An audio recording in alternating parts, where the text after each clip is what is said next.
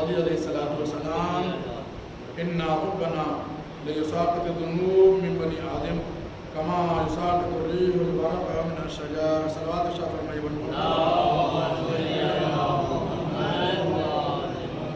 الحمدللہ ہم سب اس خاص موقع کے اوپر کہ جب رسول اللہ کے گھر میں اور مولا امیر المومنین کے بیت الشرف میں اللہ نے اپنی جانب سے اپنی بارگاہ سے بہت بڑی خوشی دی ہے، وہ یہ کہ آج ہمارے اور آپ کے دوسرے امام حضرت امام حسن مصطفیٰ علیہ السلام اس زمین کے اوپر اپنا قدم مبارک رکھ رہے ہیں. انتہائی مسعود اور مبارک موقع ہے، یہ خوشی کا موقع ہے مولا کے محبوں کے لیے، مولا کے چاہنے والوں کے لیے. ہم سب سے پہلے اس مبارک اور مسعود موقع کے اوپر مولا کے چاہنے والوں کے لیے، مولا کے شیعوں کی خدمت میں اس تولد کی مبارکباد پیش کرتے ہیں. اللہ آپ سب کو مبارک کرے. یہ مہینہ جہاں اپنے آپ میں دیگر مہینوں میں سب سے الگ ہے اور نمایاں ہے، وہیں اس مہینے میں اللہ نے اس امام کو بھیج کر کے اس کی عظمت کو اور دوبالا کر دیا ہے. ویسے بھی ماہ مبارکہ رمضان کی عظمتیں کچھ کم نہیں ہیں، لیکن امام کی ولادت کے ساتھ ساتھ اس مہینے کی عظمتوں میں اور اضافہ ہو جاتا ہے. اس مہینے کی خصوصیت یہ ہے کہ آسمانی جو 4 کتابیں ہیں، توریت و زبور و انجیل و قرآن، یہ سب کے سب اتفاق دیکھیے کہ یہ سب کے سب اسی ماہ مبارکہ رمضان میں نازل ہوئی. توریت بھی اسی ماہ مبارکہ رمضان میں، زبور بھی اسی ماہ مبارکہ رمضان میں، انجیل بھی اسی ماہ مبارکہ رمضان میں، اور ہمارے نبی آخر کے اوپر جو کتاب آسمانی آخر ہے قرآن کریم، وہ بھی اسی ماہ مبارکہ رمضان میں نازل ہوئی ہے. اور یہی وجہ ہے کہ جہاں جہاں بھی آپ دعاؤں کو ماہ رمضان کے ملاحظہ کرتے ہیں، وہاں پر شب قدر اور نزول قرآن کا تذکرہ بہرحال ہے. کو متوجہ رہیے گا. ماہ مبارکہ رمضان میں ہر نماز واجب کے بعد جو دعا پڑھی جاتی ہے، بسم اللہ الرحمن الرحیم یا علی یا عظیم یا غفور یا رحیم والی، اس میں بھی جو ہے کیا ہے، شب قدر کا تذکرہ، قرآن کے نزول کا تذکرہ ہے. جتنی بھی دعائیں ہیں عام طور سے ماہ مبارکہ رمضان پڑھی جانے والی، شب قدر اور نزول قرآن کا تذکرہ اور حوالہ اور اشارہ ضرور ہے. جو بات آپ کی خدمت میں عرض کرنی ہے وہ یہ کہ اللہ نے ساری آسمانی کتابیں اسی ماہ مبارک میں نازل کی ہیں، بالخصوص قرآن بھی. ہمارے عقیدے کے لحاظ سے قرآن 2 طریقے کے ہیں. ایک قرآن صامت ہے جو ہمارے الفاظ میں ہے، جو آیتوں میں ہے، جو سورے میں ہے، جو پاروں میں ہے نا، جو 2 دفتیوں کے درمیان ہے، جس کے ہم سب تلاوت کرتے رہتے ہیں. اس کو کہا جاتا ہے قرآن صامت، یعنی خاموش قرآن، نہ بولنے والا قرآن، چپ رہنے والا قرآن. اور ہمارے عقیدے کے لحاظ سے اللہ نے ہماری ہدایت کے لیے ایک قرآن اور بھیجا ہے جس کو قرآن ناطق کہا جاتا ہے، بولتا ہوا قرآن، گفتگو کرتا ہوا قرآن، بیان دیتا ہوا قرآن. بہترین موقع ہے ماہ مبارکہ رمضان کی اسی شب میں کہ جب اللہ نے اہل بیت کے چاہنے والوں کو قرآن صامت سے پہلے قرآن ناطق کا تحفہ دے دیا ہے. خاموش قرآن تو بعد میں آنے والا ہے، بولتا ہوا قرآن پہلے رسول اللہ کے گھر میں آ گیا ہے. صلوات پر محمد اور قرآن صامت جو ہے وہ کیا ہے، بعد میں آئے گا بھی شب قدر میں. اور جو کیا ہے قرآن ناطق اللہ نے رسول اللہ کے گھر میں پہلے. اور عجیب اتفاق دیکھیے، اللہ اپنے حبیب کو کتنا چاہتا ہے کہ اس نے قرآن صامت بھی نازل کیا تو اپنے نبی کے اوپر، قرآن ناطق بھی دیا تو نبی کے گھر میں. دونوں قرآن کیا ہے، نبی کے گھر میں. اس کا مطلب یہ ہے کہ یہ جو دونوں قرآن ہیں ان کا بھیجنے والا اللہ ہے، یہ آئے ہیں اسی طرف سے. یہ دونوں آسمانی ہیں، متوجہ رہیے گا، یہ دونوں آسمانی ہیں. قرآن صامت بھی اللہ کی طرف سے ہے، قرآن ناطق بھی اللہ کی طرف سے. وہ بھی وہیں سے آیا ہے، پہلا والا قرآن، دوسرا قرآن بھی وہیں سے آیا ہے. اور اسی لیے دونوں ہم پلہ بھی ہیں، دونوں برابر بھی ہیں، دونوں میں کوئی فرق نہیں ہے. دونوں کیا ہے؟ ہدایت کے لیے کافی ہیں، دونوں ہدایت کے لیے آئے ہیں۔ وہ خاموش رہ کے ہدایت کرتا ہے، یہ بیان دے کے ہدایت کرتے ہیں، یہ گفتگو کر کے ہدایت دیتے ہیں۔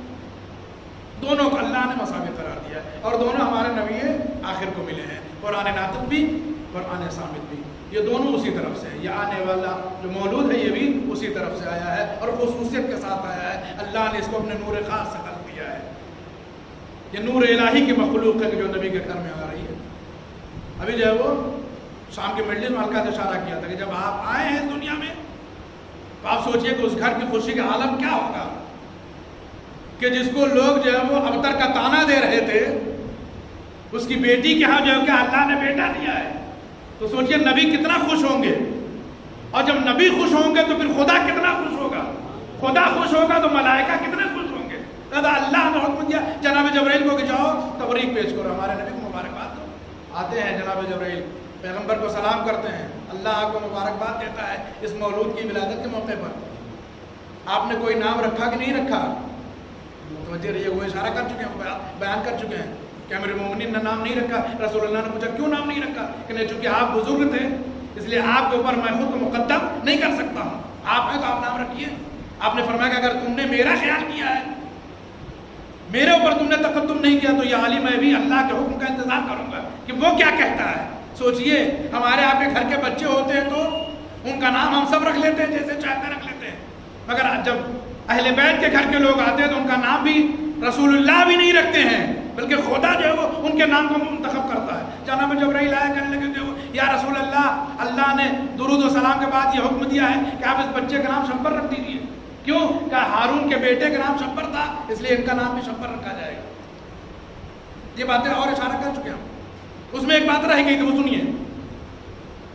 کہا جب ہارون کے بیٹے کا نام شبر ہے، ہارون کون ہے؟ کسی نبی کے وصی ہیں، یعنی جناب موسیٰ کے وصی ہیں، ان کے بھائی ہیں، اور ادھر رسول اللہ کے بھائی جو امیر المومنین ہیں، اور حدیث بھی موجود ہے یا علی انت منی بمنزلت ہارون من موسیٰ الا انہ لا نبی بعدی، اے علی آپ ہمارے نزدیک وہی منزلت رکھتے ہیں جو ہارون کی موسیٰ کے نزدیک ہے، مگر یہ کہ میرے بعد کوئی نبی نہیں ہے، موسیٰ کے بعد نبی آیا ہے، میرے بعد کوئی دوسرا نبی نہیں ہے۔ یعنی اسی ہارون کی نسبت سے جبرائیل نے اللہ کے حکم سے آ کے کہا کہ آپ چونکہ ہارون کی جو نسبت تھی موسیٰ کے ساتھ، وہی نسبت آپ کے علی کے ساتھ ہے، لہذا ہارون کے بیٹے کا اللہ نے نام شبر رکھا تھا، آپ اپنے فرزند کا نام کیا کریے؟ شبر رکھیے۔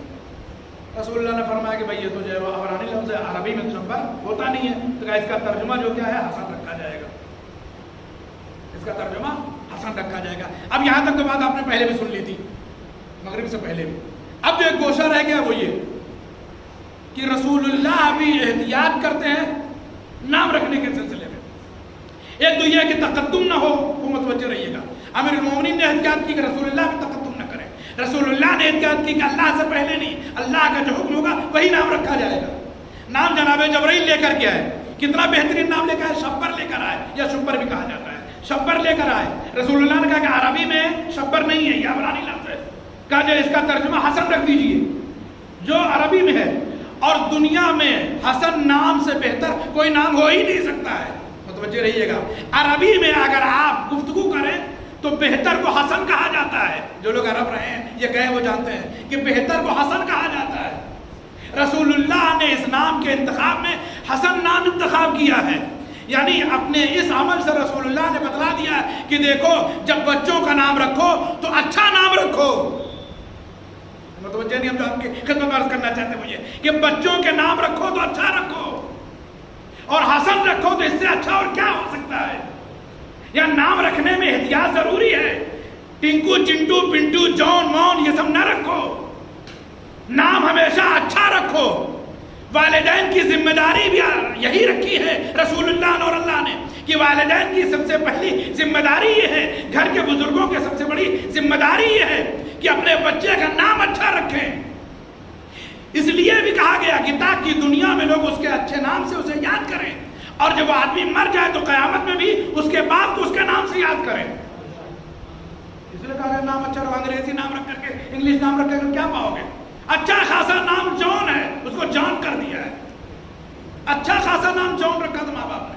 کبھی کبھی یہ بھی ہوتا ہے ماں باپ سے ہی رکھتے ہیں، لڑکے جو کیا ہے سوشل میڈیا کے چلن میں کیا کرتے ہیں، جان کو جان کر دیا، جان کر دیا۔ دیکھیے فیس بک پہ جتنے ہمارے بہت سارے لوگ ہیں انہوں نے جان کو جو ہے وہ JAUN کے بجائے انہوں نے JHON ایسا کچھ کر دیا، جان کر کے کچھ ایسا بنا دیا انہوں نے. کیا بھائی کیا مصیبت ہے؟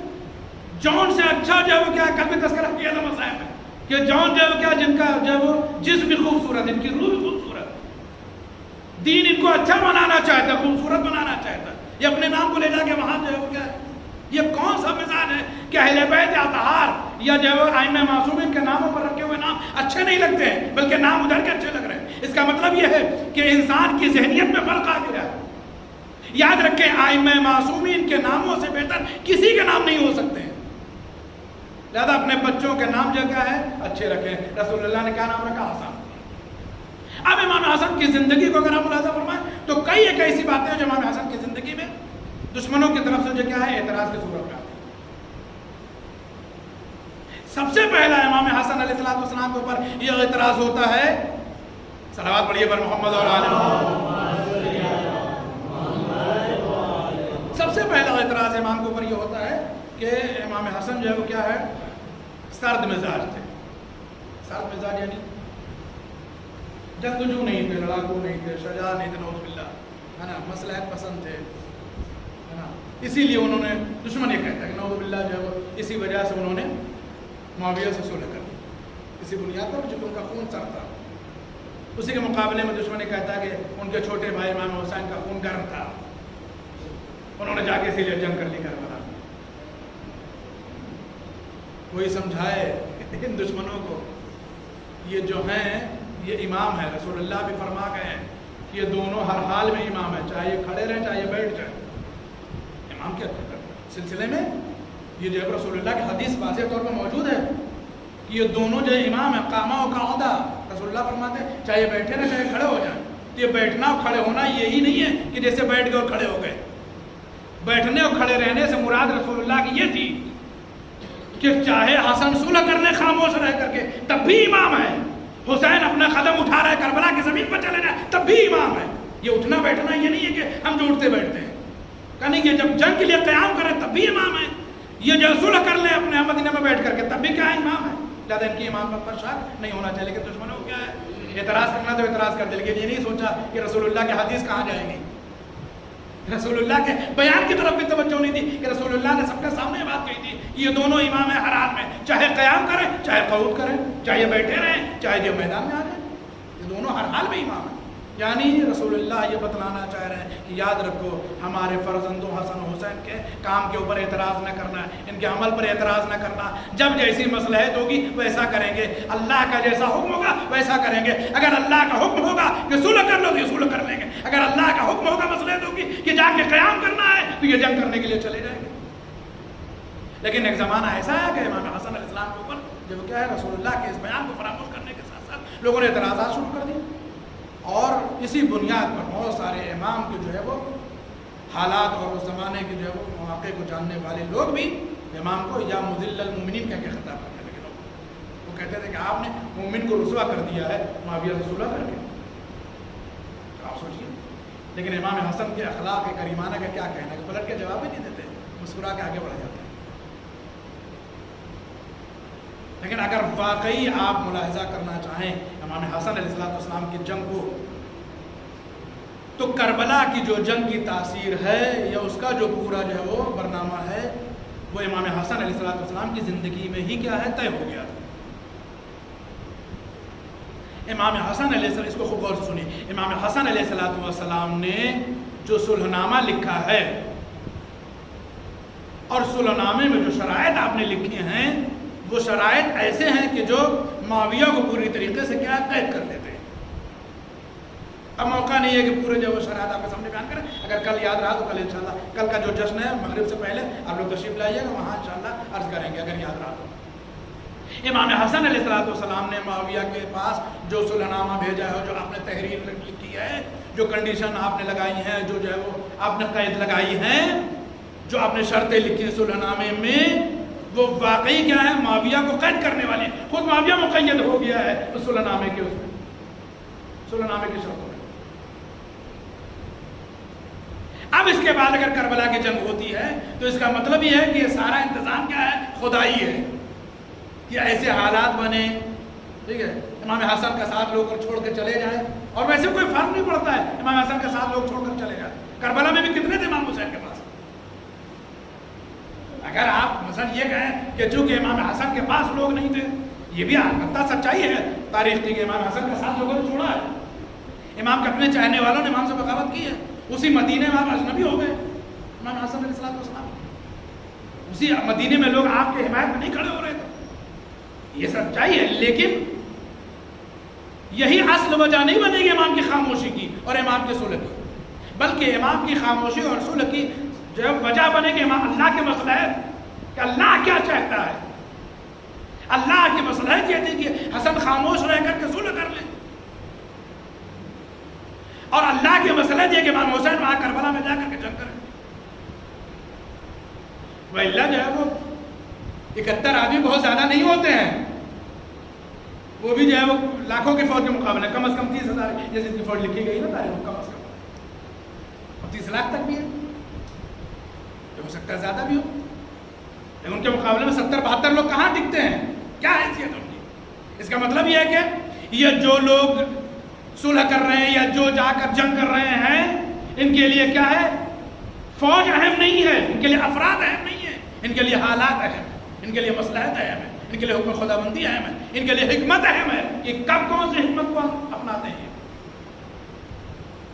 اور اگر آپ پوری طریقے سے ملاحظہ کریں اس پورے معاملے کو جو صلح کا ہے، تو یاد رکھیں کہ جو کام امام حسین کی تلوار نے کیا ہے، اس سے کچھ کام امام حسین کے قلم نے نہیں کیا ہے۔ جو کام امام حسین کی تلوار نے کیا ہے، اس سے کچھ کام جو ہے وہ کم جو ہے وہ کیا ہے، امام حسن کی تلوار نے جو ہے وہ قلم نے نہیں کیا ہے، بلکہ جو شرطیں لکھی ہیں آپ نے، وہ معاویہ کے لیے موت کا جو وہ سامان لے کر آئی ہے۔ اور اگر وہ شرطیں معاویہ کے لیے امام حسن کے قلم سے چلی ہوئی لکھی ہوئی شرطیں معاویہ کے لیے موت نہ ہوتی، تو معاویہ اس جو ہے وہ امان نامے کو اور صلح نامے کو پھاڑتا نہیں۔ اس نے جو کیا کیا، جب صلح نامے کے شرائط کو دیکھا امام کی طرف سے تحریر، تو اس نے کیا کہ اس کو پھاڑا اور جو کیا ہے اپنے پیر کے نیچے اس نے روت دیا۔ سوچئے آپ، نواز رسول کی دست مبارک کی تحریر، اور ابو سفیان کے ناخلف نے کیا کیا، اپنے پیروں تلے جو ہے روت دیا۔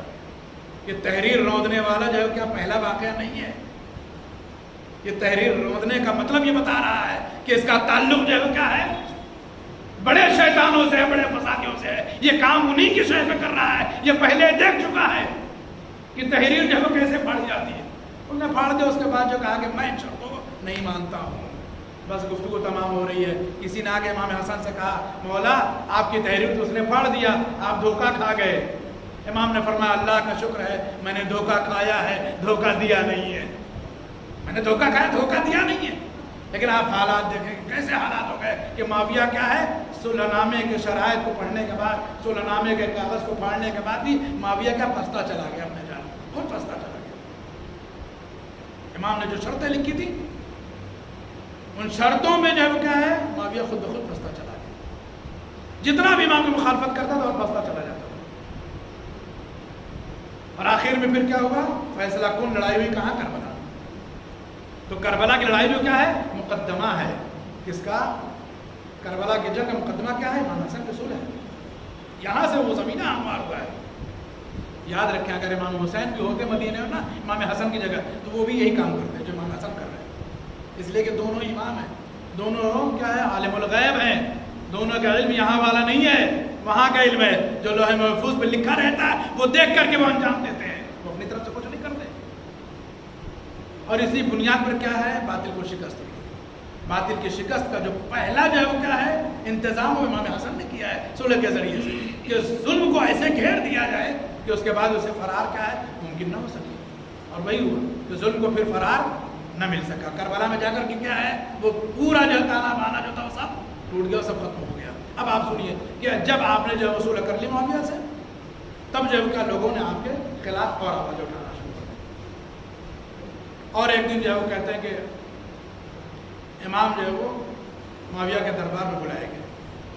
امام معاویہ کے دربار میں کہا، اچھا یہ عجیب بات ہے کہ یہ جتنے لوگ ہیں منافقین مثلا جو ہے وہ جتنے لوگ ہیں کہ جو اہل بیت کے دشمن ہیں، وہ کیا ہے کہ اہل بیت سے جو ہے وہ خفا بھی رہتے ہیں، اور جب ضرورت پڑتی ہے تو ان کو بلاتے بھی ہیں اپنے پاس.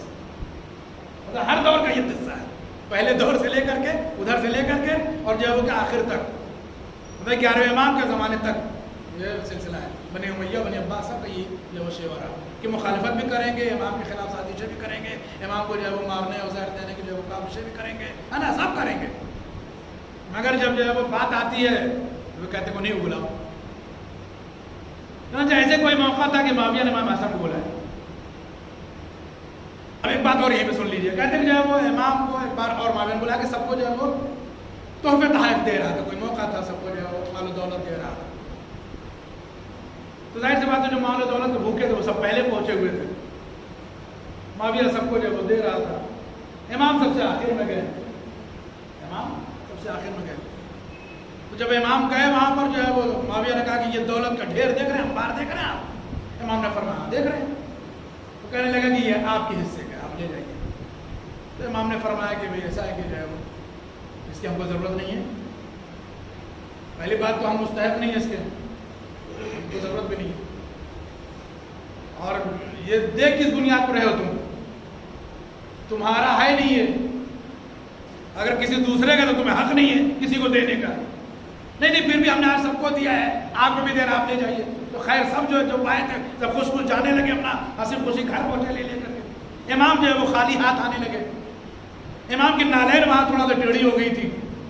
معاویہ کا غلام آگے بڑھا، امام کے نالین کو اس نے سیدھا کر دیا. جیسے اس نے امام کے نالین کو سیدھا کیا، امام نے فرمایا کہ اس کے غلام سے کہ یہ انبار دیکھ رہا دولتوں کا؟ اس نے کہا ہاں مولا دیکھ رہے ہیں. کہنے لگے کہ جو ہے وہ یہ تجھے میں نے دے دیا. کہا کس لیے؟ کہ تو نے میری جوتی سیدھی کی ہے اس لیے تجھے دے دیا. اب دیکھیے امام نے کیا کردار پیش کیا ہے. حکومت اور حاکم کے دربار سے مال و دولت پان کر کے خوش ہونے والے اور لوگ ہوں گے، لیکن امام نے بتا دیا کہ معاویہ یاد رکھ، تیری اتنی ساری دولت جتنی نگاہ میں یا دنیا والوں کی نگاہ میں بہت ہوگی، یہ اتنی ساری دولت میری ایک جوتی سیدھی کرنے کے برابر بھی نہیں ہے. اس لیے میں نے جو ہے ایک غلام کو یوں ہی دے دی کہ میں کیا کروں گا اسے لے کر کے. چنانچہ جو ہے آپ نے اسے دے دیا. وہ بھی بیچارہ جو ہے وہ سوچا کہ یار آج اچھا چہرہ دیکھ اٹھے تھے کسی کا کہ ایک جوتی سیدھی کر، اسے بھی سمجھ میں آ گیا ہوگا کہ واقعی امیر کون ہے اور غریب کون ہے. جہاں روز رہتے ہیں وہاں کچھ نہیں ملتا ہے، جہاں صرف جوتی سیدھی کر دیا اتنا بڑا انبار مل گیا دولت کا. صلوات پر محمد اور آل محمد. کیا سجاد آدھا گھنٹہ ہوا کہ نہیں ہوا؟ ہو گیا. چلیے بس بات ختم کر دیتے ہیں. دیکھیں آپ نے اعلان بھی کہتے مختصر سا چل رہا ہے اور آدھا گھنٹہ اگر ہو گیا تو بس بات تمام ہو رہی ہے. روایت کہتی ہے کہ جو ہے وہ امام نے وہ سارا مال اس کے حوالے کر دیا. اب جو باتیں رہ گی وہ کل انشاءاللہ عرض کریں گے اس سلسلے میں. تو عرض یہ کرنا ہے آج کے جشن کا اور بیان کا جو میسج ہے، پیغام ہے وہ یہ کہ بچوں کا نام اچھا رکھیں، بزرگوں پر سبقت نہ کریں. جو گھر میں بزرگ ہو وہ نام رکھیں، بچوں کے نام اچھے رکھیں، بچوں کی تربیت اچھی رکھیں. اور آج جس مولود کی ولادت کا موقع ہے ان کا اخلاق، ان کا کرم، ان کی داد و دہش، ان کی ثقافت، ان کی شجاعت، ان کی عبادت، یہ سب کے سب کیا ہے اپنی زندگی میں ہم سب کیا ہے اس کو اتارنے کی کوشش کریں. اللہ سے دعا کرتے ہیں معبود تجھے واسطہ اس نو مولود کا، اس مبارک موقع کا، اس مسعود موقع کا معبود حاضرین بزم کی ساری حاجتوں کو پورا فرما. جشن میں جو لوگ بھی حاضر ہو معبود ان کی ساری مشکلات کو آسان فرما. معبود تجھے واسطہ محمد اور آل محمد کا جن لوگوں نے ہم سے دعا کے لیے تماس کی ان کی دعاؤں قبول فرما. معبود ہمارے درمیان جو لوگ مریض ان کو شفا کاملہ اور عاجلہ عنایت فرما. ہمارے مرحومین کی مغفرت فرما، انہیں جوار معصوم میں جگہ کرامت فرما. معبود پرچم اسلام کو سربلند فرما، پرچم کفر و شرک و نفاق کو نابود فرما. معبود ہم سب کو سیرت امام حسن مجتبیٰ پر چلنے کی توفیق کرامت فرما. معبود ہم سب کو دین کی پابندی کی توفیق عنایت فرما. پروردگارہ ہم لوگ جب تک زندہ رہیں محبت اہل بیت کے ساتھ زندہ رہیں، اس دنیا سے رخصت ہوں محبت اہل بیت کے ساتھ رخصت ہوں. معبود تجھے واسطہ محمد اور آل محمد کا ہمارے بچوں کو، ہمارے نوجوانوں کو دین کے احکام کی پابندی کی توفیق عنایت فرما. معبود تجھے واسطہ محمد اور آل محمد کا ہماری ازواج کو، ہماری اولاد کو، ہماری آنکھوں کو ٹھنڈک قرار دے، عاقبت بخیری کا ذریعہ فراہم فرما. معبود تجھے واسطہ محمد اور آل محمد کا جہاں جہاں پہ شیعان ادھر کر رہا ہیں کسی طریقے کی مشکل میں گرفتار معبود ان کی مشکل کو آسان فرما. معبود یہاں جو لوگ بھی بیٹھے ہوئے سب کے دل میں یہ حاجت ہوتی ہے کہ اتباعت عالیات اور حج بیت اللہ کے شرف سے مشرف ہو. معبود ہم سب کو زیارت کربلا، زیارت بقیع منورہ کی شرف سے مشرف فرما. معبود تجھے واسطہ محمد اور آل محمد کا ہماری دعائیں بڑی طولانی ہیں مگر ان دعاؤں میں سب سے اہم ترین دعا یہ ہے ہمارے زمانے کے امام، ہمارے صاحب ولی نعمت، ہمارے مولا اور آقا کے ظہور میں تعجیل فرما. ہم سب کو ان کے مخلص اعوان و انصار میں شمار فرما. ربنا تقبل منا انک انت السمیع العلیم وتب علینا انک انت أنت التواب الرحيم. بسم الله الرحمن الرحيم. اللهم إني وليك صلواتك في هذه السماء وليا ودليلا